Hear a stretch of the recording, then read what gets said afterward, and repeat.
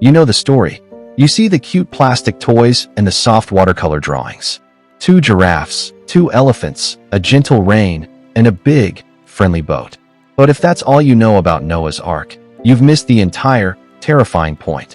The story of the Great Flood is not a children's tale. It is a historical record of total global judgment. A time when God wiped the slate clean because human evil reached a point of no return. Tonight, we're not talking about the nursery rhyme version. We are going straight to Genesis 6 to uncover the truth behind Noah's Ark, the shocking reason God sent the water, and the dark history you may have never heard in Sunday school. To understand the flood, we have to start with the world. By Genesis 6, humanity had been on earth for a relatively short time, but the Bible uses one word to describe them: wicked. Genesis 6 verse 5 says, "The Lord saw how great the wickedness of the human race had become on the earth, and that every inclination of the thoughts of the human heart was only evil all the time." Notice the language. Every inclination was only evil all the time. This wasn't just a handful of bad decisions. It was a total, systemic corruption of the human spirit. Violence was everywhere. Justice was gone. The moral and ethical foundation of creation had collapsed. This was a cancer, and it was terminal. And that leads us to the most controversial detail, a detail often skimmed over because it truly makes this story an adult lesson. What fueled this rampant wickedness? The Bible introduces a mysterious group in Genesis 6 verse 4, saying, "The Nephilim were on the earth in those days, and also afterward, when the sons of God went to the daughters of humans and had children by them. They were the heroes of old, men of renown." Who were the Nephilim? The traditional and most dramatic interpretation is that the sons of God were fallen angels or divine beings who took human women as wives. Their offspring were the Nephilim, a race of powerful, violent giants. Whether you take this literally as divine/human hybrids or as powerful tyrants, the message is the same. Divine order was being corrupted. The purity of the human lineage, the path through which God planned to send salvation, was being poisoned by unnatural unions and extreme violence. It wasn't just human moral failure, it was a cosmic crisis. The wickedness was so deep, so intertwined with the very fabric of existence, that God saw only one solution: to destroy everything and start anew. Amidst this darkness, there was one flickering candle of hope: Noah. Genesis 6 verse 8 is a profound verse, but Noah found favor in the eyes of the Lord. Noah wasn't perfect, but he was righteous and he walked faithfully with God.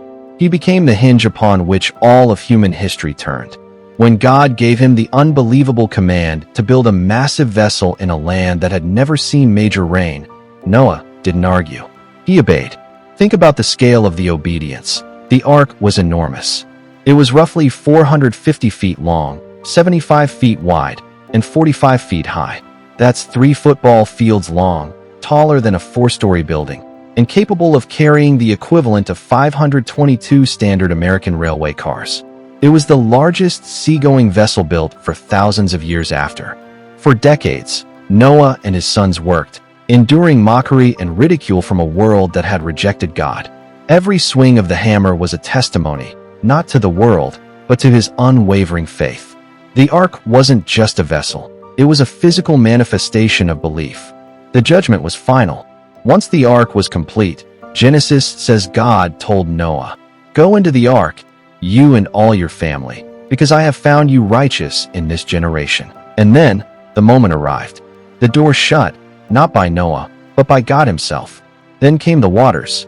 It wasn't a gentle shower. The fountains of the great deep burst forth, and the floodgates of the heavens were opened. This was a catastrophic, global event, a complete reshaping of the planet. For 40 days and 40 nights, the rain fell. Every living thing on the face of the earth outside of the ark was destroyed. This is the hard truth of the story. God is a God of both limitless love and absolute justice. His judgment is real, and it is terrible. The flood serves as a permanent, global reminder that there are consequences for total rejection of his goodness. But the story doesn't end in judgment. It ends in salvation and promise. The ark served as a temporary vessel of salvation, carrying Noah and his family through the destruction. In Christian theology, The ark is a powerful foreshadowing of Jesus Christ. Just as Noah entered the ark to be saved from the waters of judgment, we enter into Christ to be saved from the judgment of sin. Salvation is found only in the vessel God has provided. When the waters finally receded, God made his covenant. He placed the rainbow in the sky, a beautiful, colorful, cosmic promise. Never again will the waters become a flood to destroy all life. The flood shows us God's justice. The rainbow shows us his unconditional mercy. So, the next time you see that image of the friendly ark, remember the truth behind it. Remember the scale of the wickedness, the depth of the judgment, and the immense, radical faith of one man who chose to walk with God. The ark is still a relevant lesson for today. Are you building your life on obedience and faith, or are you living in the moral chaos of the world? Let me know in the comments below, what part of the Noah's Ark story shocked you the most? And if you want more deep dives into the hidden meanings of the Bible, hit that subscribe button and join our community. Thank you for watching. God bless you.